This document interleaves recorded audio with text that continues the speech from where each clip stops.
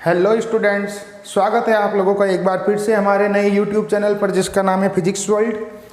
आज हम लोग बात कर रहे हैं जो हमारा गाउस का नियम और उसके अनुप्रयोग है, Gauss law and it's applications, उसका पार्ट नंबर 2 की बात कर रहे हैं। तो अगर आप डायरेक्ट इसी वीडियो के ऊपर आए हैं और आपने फर्स्ट पार्ट नहीं देखा है तो इससे पहले पार्ट नंबर 1 देखें, वो इसी प्लेलिस्ट के अंदर है, ठीक है, इसी चैनल पर दिया गया है आपके पास में। तो आज का हमारा बिना समय वेस्ट किए आपको मैं टॉपिक के ऊपर लेके जाता हूँ, विद्युत फ्लक्स। क्या टॉपिक है हमारा आज का?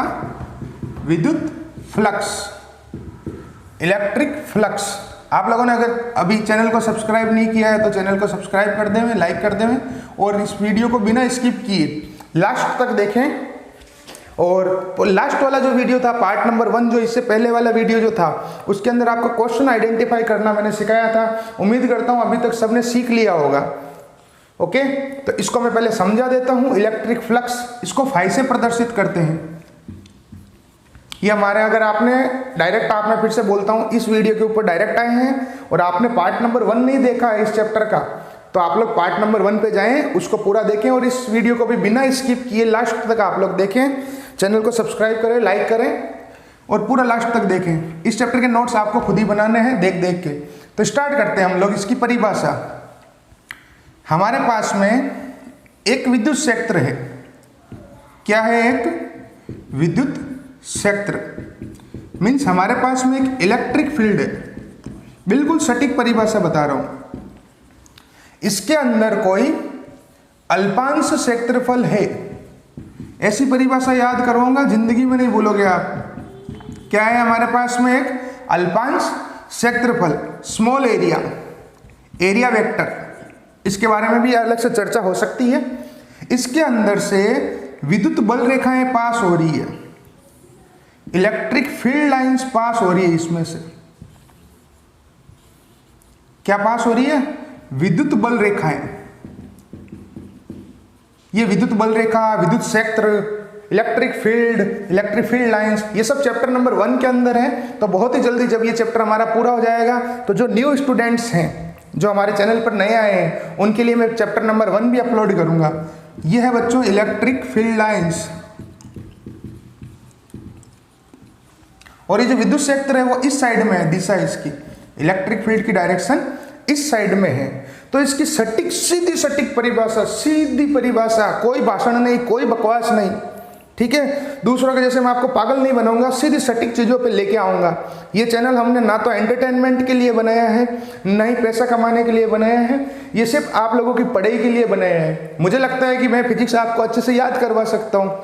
अब अगर आपको लगता है कि आप फिजिक्स याद कर सकते हैं तो आप हर वीडियो को लास्ट तक देखें, पर डे वीडियो आएंगे, ठीक है। तो इसकी सीधी सटीक परिभाषा, विद्युत क्षेत्र में किसी अल्पांश क्षेत्रफल में से गुजरने वाली विद्युत बल रेखाओं की संख्या को, अब मुझे बताओ ये विद्युत बल रेखा की संख्या, विद्युत बल रेखा कैसे जा रही है, किस दिशा में जा रही है? विद्युत क्षेत्र इधर है, विद्युत बल रेखा ऊपर जा रही है। विद्युत क्षेत्र इधर है, विद्युत बल रेखा इधर जा रही है। थीटा बराबर 90 डिग्री, अभिलंबवत जा रही है। कैसे जा रही है? अभिलंबवत मीन्स परपेंडिकुलर जा रही है। कैसे जा रही है? परपेंडिकुलर जा रही है। तो विद्युत क्षेत्र में से, पहले हिंदी में बताता हूं, शुद्ध हिंदी में, आप बिना स्किप किए पूरा वीडियो लास्ट तक देखें और पढ़े, समझें इन चीजों को। विद्युत क्षेत्र में किसी इस अल्पांश क्षेत्रफल में से अभिलंबवत गुजरने वाली कुल विद्युत बल रेखाओं की संख्या को विद्युत फ्लक्स कहते हैं। ये सीधी सटीक परिभाषा हो गई। इन इलेक्ट्रिक फील्ड, इंग्लिश मीडियम में यहां से शुरू होगी, इंग्लिश मीडियम के लिए यहां से डेफिनेशन शुरू होगी।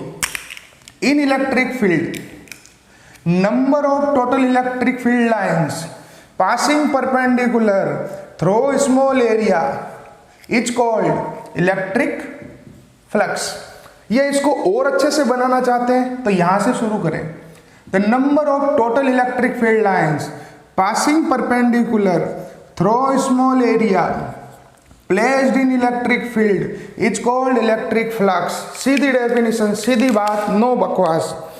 ओके, क्या परिभाषा है भाई इसकी? और ये परिभाषा आपको साइंस पब्लिकेशन वाली बुक में मिलेगी। हमारी बोर्ड वाली बुक में ये परिभाषा सही से नहीं लिखी गई है। एक बार फिर से, जो ग्रीन से है वो तो इंग्लिश मीडियम के लिए, जो ब्लैक से लिखा गया वो हिंदी मीडियम के लिए। मजा आया होगा काफी लोगों को, अरे सर ये तो याद हो गई, तो याद ही तो करनी है। नेक्स्ट वीडियो में हम लाएंगे गाउस का नियम। विद्युत क्षेत्र में किसी अल्पांश क्षेत्रफल में अभिलंबित गुजरने वाली कुल विद्युत बल रेखाओं की संख्या को विद्युत फ्लक्स कहते हैं। The number of total electric field lines passing perpendicular through a small area placed in electric field, it's called electric flux। और ये कैसी राशि है? ये एक अदिश राशि है। ये किस टाइप की क्वांटिटी है? स्केलर क्वांटिटी है। ये लोगों को कंफ्यूजन होता है कि एक सदिश राशि है, मीन्स वेक्टर क्वांटिटी है। नहीं, यह एक शुद्ध अदिश राशि है, क्योंकि ये संख्या है ना, नंबर है ना, इसलिए। तो क्या परिभाषा हो गई भाई? विद्युत क्षेत्र में स्थित किसी अल्पांश क्षेत्रफल में से अभिलंबवत गुजरने वाली कुल विद्युत बल रेखाओं की संख्या को विद्युत फ्लक्स कहते हैं। इसे फाई से प्रदर्शित करते हैं। यह एक अदिश राशि है।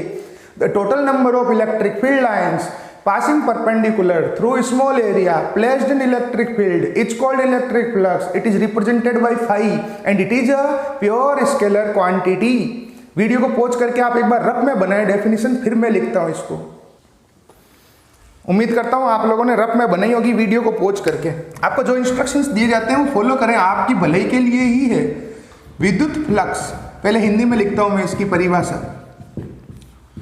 इस साल भी चुंबकीय क्षेत्र की परिभाषा 1 नंबर में बोर्ड में पूछी गई थी, मैग्नेटिक फ्लक्स की। आपको बता दूं, इस बार का जो हमारा बोर्ड का रिजल्ट है वो बहुत ही अच्छा रहा है। 2 बच्चों के हमारे 100 में से 100 मार्क्स आए हैं फिजिक्स के अंदर। पुराने वाले बच्चे जानते होंगे इस चीज को। और 10 बच्चों के 90 ऊपर मार्क्स आए हैं फिजिक्स के अंदर। और 78 स्टूडेंट्स के 75 प्लस मार्क्स आए हैं। और 160 बच्चों के 160 स्टूडेंट्स के 60 प्लस मार्क्स आए हैं, प्लस सारे के सारे पास हुए हैं फिजिक्स के अंदर। विद्युत फ्लक्स, विद्युत क्षेत्र में और इस चैप्टर की बहुत ज्यादा, मतलब यूं समझो इसको थैंक यू है, हर साल ये बच्चों को अच्छे नंबर दिलवाता है। विद्युत क्षेत्र में स्थित किसी अल्पांश क्षेत्रफल में से, विद्युत क्षेत्र में स्थित किसी अल्पांश क्षेत्रफल में से अभिलंबवत गुजरने वाली, इस चैप्टर के नोट्स आप खुद बनाएंगे वीडियो देख देख के। अभिलंबवत गुजरने वाली कुल विद्युत बल रेखाओं की संख्या को, कुल विद्युत बल रेखाओं की संख्या को, कुल विद्युत बल रेखाओं की संख्या को विद्युत फ्लक्स कहते हैं। सीधी सटीक परिभाषा, बोर्ड में आप सटीक लिख के आओगे जब भी आपके मार्क्स आएंगे। यह एक अदिश राशि है, यह एक अदिश राशि है। इसे फाई से प्रदर्शित करते हैं, इसे फाई से प्रदर्शित करते हैं। आप पूरा वीडियो देखें लास्ट तक बिना स्किप किए। कुछ छोटी छोटी चीजें बीच में भी आ जाती है, ये एक अलग से क्वेश्चन बन सकता है। The total number of electric field lines passing perpendicular। अगर कोई नया बच्चा है जो दूसरी स्कूल का है, तो अगर उसको ये विद्युत बल रेखा या विद्युत क्षेत्र मीन्स इलेक्ट्रिक फील्ड या इलेक्ट्रिक फील्ड लाइंस के बारे में कुछ डाउट है, तो आप मेरे को मेरे व्हाट्सअप नंबर पर अपना नाम और क्लास और मीडियम लिख के मैसेज करें। मेरे पास में जो हम लोग फर्स्ट चैप्टर पढ़ रखा है वहां से मैं आपको कुछ शेयर कर दूंगा, तो आपका डाउट क्लियर हो जाएगा। वैसे उम्मीद करता हूं नहीं होगा आपको कोई doubt. Passing perpendicular through small area placed in electric field is called electric flux. भाई सीधी बात है, ये कोई सामाजिक विज्ञान तो है नहीं कि आपने आधा अधूरा लिख के आ गए तो आपको नंबर मिल जाएंगे। नहीं, या तो राइट या wrong. It is a scalar quantity. आप चाहे आरबीसी हो चाहे सीबीएसई हो, सीबीएसई में फर्स्ट और सेकंड चैप्टर शामिल है बच्चों। धीरे धीरे हम लास्ट में वो सीबीएसई वाला कंटेंट भी ऐड कर लेंगे। बिल्कुल कोर्स है में, किसी की औकात नहीं है इस फिजिक्स को बदलने की। बच्चों जब हमारे टीचर्स जब पढ़ते थे ना, तभी भी यही कोर्स था। वो कहते थे हम पढ़ रहे हैं जब भी यही कोर्स था और आज मैं पढ़ा रहा हूँ जब भी यही कोर्स है, और आप में से भी कोई फिजिक्स का लेक्चरर बन जाएगा तो भी यही कोर्स रहेगा। किसी की औकात नहीं है फिजिक्स को बदलने की। It is a scalar quantity, it is represented by phi. ये सीधी डेफिनेशन, उम्मीद करता हूं आप लोगों को याद हो गई होगी। फटाफट वीडियो को पॉज करें और इसको लिख लें। एक अलग से 20-30 रुपए की कॉपी डाल दो बेटा, ज्यादा खर्चा नहीं आएगा। अब हम इसके मात्रक, विमा और उन सब की बात कर लेते हैं। तो ये कैसी राशि है? अदिश राशि। Which type of quantity? Electric flux, scalar quantity. Okay, अब इसका सूत्र क्या होगा? इसका सूत्र होगा फाई बराबर closed integration vector E dot vector ds। इसका फॉर्मूला क्या होगा भाई? फाई बराबर क्लोज्ड इंटीग्रेशन, यहां s लग जाएगा, ये बंद पृष्ठ का समाकलन है, vector E dot vector ds। आने वाले वीडियोज में मैं आपको इस बंद पृष्ठ के समाकलन के बारे में बहुत कुछ सिखाऊंगा। ये जो ई वेक्टर है वो है विद्युत क्षेत्र सदिश। क्या है? विद्युत क्षेत्र सदिश, इलेक्ट्रिक फील्ड वेक्टर। क्या है बच्चों? Electric field vector. और जो वेक्टर ds है वो है सदिश क्षेत्रफल, एरिया वेक्टर। ये है एरिया वेक्टर। और फाई जो है वो हमारा विद्युत फ्लक्स। आप बिना स्किप किए लास्ट तक देखें, आपको सब कुछ समझ में आएगा। अब और ये क्या है? क्लोज इंटीग्रेशन, बंद पथ का समाकलन। अब आपको पता हो तो a डॉट बी को हम लोग क्या लिखते हैं? A B cos theta. तो यहां पर इसको लिखा जाएगा E D S cos theta. ये इसका फॉर्मूला हो गया। अब अगर मैं इस फॉर्मूले को इस फॉर्मेट में नहीं लिखकर थोड़ा सिंपल फॉर्मेट में लिखूं तो मैं इसको ऐसे भी लिख सकता हूं, फाई बराबर vector E dot ds। Phi बराबर vector E dot ds। Integration हटा दिया मैंने। अब ई ds cos थीटा, क्योंकि ए डॉट बी को क्या लिख दिया मैंने? A B cos theta. ये वेक्टर की प्रॉपर्टी है। अगर आपको सदिश नहीं आता है तो हाँ, एक मैं आपको सूचना दे देता हूँ। हमने 11th क्लास के वीडियोस भी आज से शुरू किए हैं, तो इसी प्लेलिस्ट के अंदर एक वेक्टर सदिश नाम से एक वो हमने चैप्टर शुरू किया है। आज उसमें थोड़ा सा हमने बेसिक स्टार्ट किया है। तो अगर आप 12th क्लास में हो और अगर आपको सदिश, अवकलन, समाकलन, वेक्टर, इंटीग्रेशन, डिफरेंशिएशन, ये सब चीजें अगर कुछ डाउट होता है तो आप उन वीडियोज को भी देखना शुरू कर दे, कोई फर्क नहीं पड़ता है। ठीक है, वहां से भी आपको सब कंसेप्ट क्लियर हो जाएगा। नहीं तो अरे सर ये क्या हो गया? कुछ नहीं हुआ बेटा, ए डॉट बी को ए बी कोस थीटा लिखा, और क्या किया मैंने? ये इसका सामान्य सूत्र हो गया। ओके, अब बात करते हैं इसके मात्रक की। इसकी यूनिट्स कौन कौन सी हो सकती है? तो इसकी यूनिट्स है,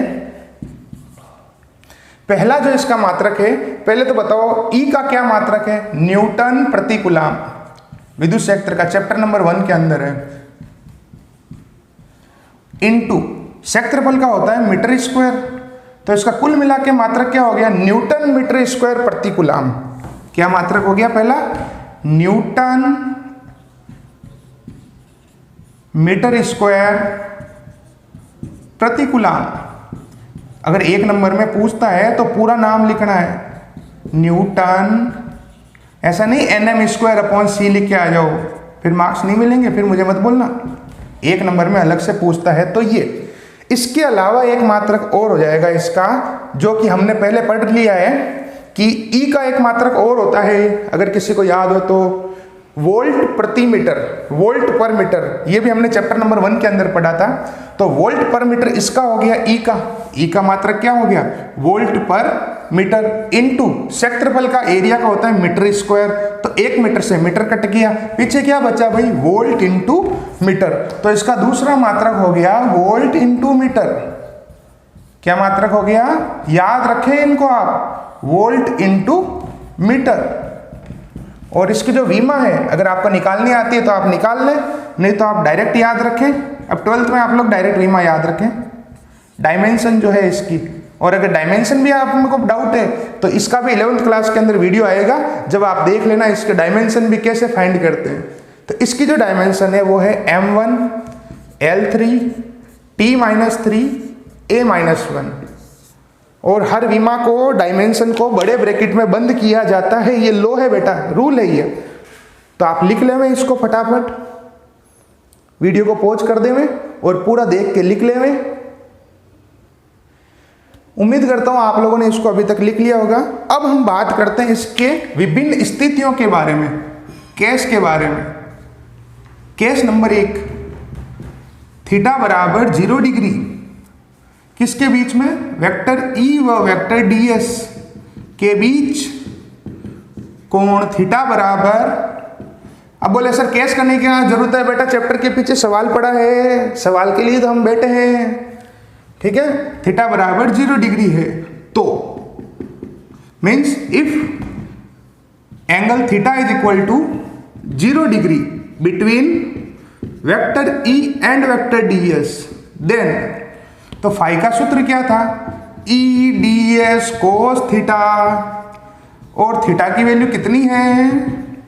0 डिग्री। cos 0 की जो वैल्यू होती है वो होती है 1, तो फाई बराबर E ds, और ये जो मान है यह अधिकतम मान है, मैक्सिमम वैल्यू है फाई की। ओके। केस नंबर 2, थीटा बराबर 90 डिग्री। इसका मतलब ये हो गया कि वेक्टर E व वेक्टर ds समांतर हैं, अर्थात एक ही दिशा में हैं,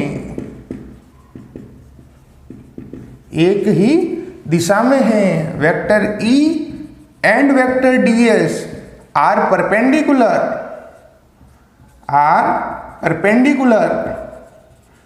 in the same direction। अब केस नंबर 2, केस नंबर 2 का चैप्टर के पीछे क्वेश्चन है, वेरी शॉर्ट का पहला प्रश्न, अति लघुतरात्मक का पहला प्रश्न। थीटा बराबर 90 डिग्री अर्थात वेक्टर E व वेक्टर ds के बीच कोण थीटा बराबर 90 डिग्री हो तो if angle theta between theta is equal to 90 degree between vector E and vector ds, क्या मतलब हुआ इस लाइन का? अतः वेक्टर E व वेक्टर ds, पूरा नाम भी लिख देंगे इनका, वेक्टर E वेक्टर ds को क्या कहते हैं? पीछे मैंने बताया था, परस्पर लंबवत हो। तो if vector E and vector ds are perpendicular,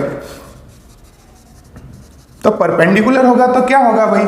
phi बराबर E ds cos theta, theta बराबर गिवन है हमको 90 डिग्री, तो फाई बराबर E ds cos 90 डिग्री, और cos 90 की जो वैल्यू होती है वो होती है 0, तो फाई का मान हो जाएगा 0, 0।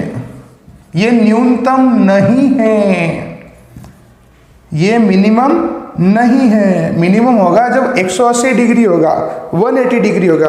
उसका केस हमारे कोर्स में नहीं है, इसलिए हम नहीं कर रहे हैं। फटाफट नोट कर लो इसको, वीडियो को पॉज करके यहाँ पे। उम्मीद करता हूँ ये आपको पूरा समझ में आ गया होगा, दोनों केसेस। अब अभी तक हमने क्या पढ़ा? विद्युत फ्लक्स। विद्युत फ्लक्स का मतलब हो गया electric flux, the total number of electric field lines passing perpendicular through small area placed in electric field is called electric flux.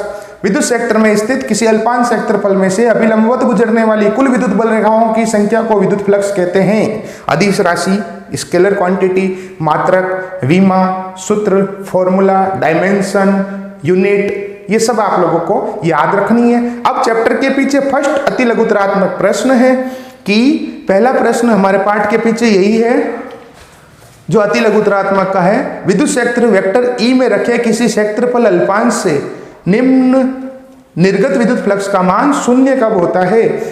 In which condition the value of emergent या outward electric flux is zero. तो zero ये रहा, इसलिए हमने case किया। तो zero इसका answer हो जाएगा। आप लोग बुक हो तो आपके पास देखना, हिंदी मीडियम इंग्लिश मीडियम पाठ के पीछे, और पूरे भारत में 11वीं 12वीं में कोई प्रश्न नहीं करवाता है पाठ के पीछे। ये सबसे बड़ा ड्रॉबैक है बच्चों का, इसलिए नंबर ही नहीं आते हैं। देखो बेटा, फिजिक्स सब जगह पढ़ते हैं, पूरे साल सब कुछ समझ में आता है, लास्ट में नंबर नहीं आते हैं। वो नंबर नहीं आते हैं, क्यों नहीं आते हैं? क्योंकि हम लोग वही चीज पढ़ते हैं जो हमें अच्छी लगती है। आप चैप्टर को पढ़ो, उस चैप्टर के एक एक पॉइंट को पढ़ो, जब आपके मार्क्स आएंगे। ठीक है, आप चाहे तो कोई चैप्टर को पूरा छोड़ दो, कोई गम नहीं है, लेकिन जो चैप्टर पढ़ो उसको परफेक्ट पढ़ो। अब ये केस में से सवाल उठा के दिया, क्या बता भाई 5-0 कब होगा? तो 5-0 जब होगा, अभी आपको पूरा लिखना पड़ेगा। वेक्टर ई वेक्टर डीएस परस्पर लंबवत हो, यानी vector E vector DS both are perpendicular. फिर लघुत्रात्मक का पहला प्रश्न, शॉर्ट का फर्स्ट क्वेश्चन, विद्युत फ्लक्स को समझिए, इसका एसआई मात्रक व विमा लिखिए। Explain electric flux, right it's dimension and SI unit. तो ये सब हमने अभी पढ़ा है। इसकी डायमेंशन होगी 1m1 L3 T-3 A-1, और जो मात्रक है एसआई मात्रक वो है वोल्ट इंटू मीटर या न्यूटन इंटू मीटर स्क्वायर प्रति कूलाम। ये सब कुछ था विद्युत फ्लक्स के बारे में। अगर आपको टॉपिक्स जानने हो इस चैप्टर के तो आप पार्ट नंबर 1 देखें, ये आज का हमारा पार्ट नंबर 2 है, और इंतजार करें पार्ट नंबर 3 का। कल आपके लिए कुछ नई चीज लेके आएंगे इसी कड़ी के अंदर। ठीक है, आप इस चैनल को सब्सक्राइब करें, और कोई डाउट हो तो वीडियो को फिर से देख लें। उसके बाद भी कोई डाउट हो तो आप कमेंट कर दें, उसके बाद भी आपको सॉल्यूशन ना मिले तो आप मेरे को व्हाट्सएप पे मैसेज कर दें। ठीक है, थैंक यू।